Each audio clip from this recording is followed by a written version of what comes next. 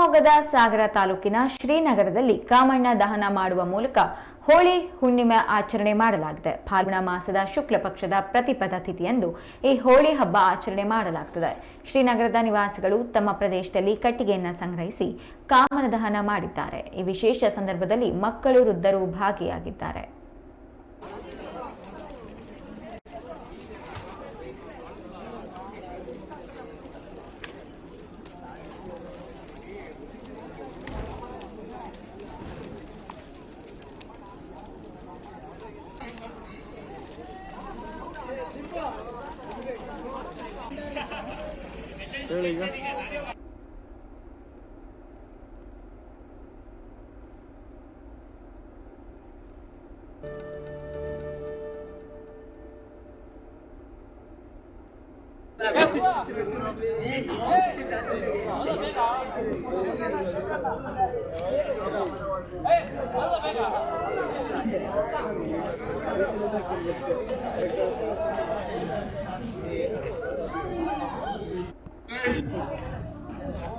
देखो,